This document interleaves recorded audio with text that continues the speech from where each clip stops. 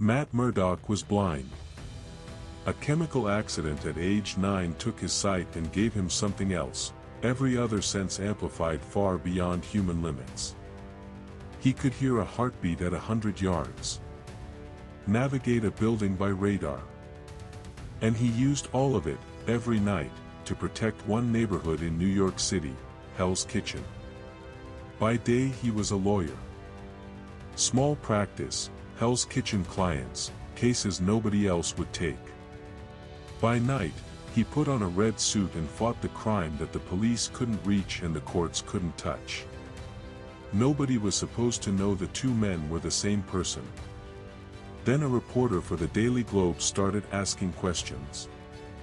The story ran on a Tuesday. Front page. Full headline, pulp hero of Hell's Kitchen is blind lawyer. Matt Murdock's face next to Daredevil's mask. The name, the address, the law practice. All of it. Matt denied it publicly. He sued the paper. He kept going to work. But the damage was done.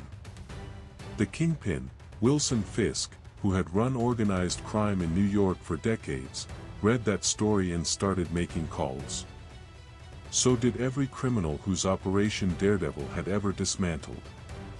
Assassins showed up at his home. His partner Foggy Nelson was threatened. The law practice collapsed.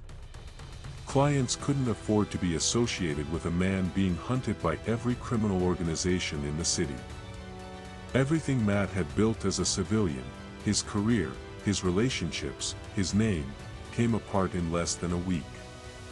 Because of a single newspaper story. His best friend told him he created a cycle of violence. That every time he put on the costume, he made things worse. That the only death you can take responsibility for is the one you commit with your own hand. And Matt Murdock stood at the edge of a rooftop over Hell's Kitchen, with the city spread out below him, and thought about that. Then he put the costume back on. He walked into the Kingpin's world and beat Wilson Fisk bloody in front of his own men. And standing over the man who had destroyed his life, Matt said, "Hell's Kitchen is mine. This neighborhood belongs to me. Anyone who runs anything in these streets answers to me now." He didn't run. He didn't abandon the costume. He escalated. The neighborhood reacted the way neighborhoods do when someone has been protecting them for years and finally shows their face. People stood on fire escapes and called out his name. They told each other about the times he had helped without being asked, saved people who had nothing to offer him in return. Didn't ask for nothing. Just did it.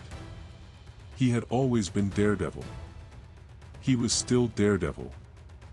The only thing that changed was that now, everyone knew. This is Daredevil, by Brian Michael Bendis and Alex Maleev.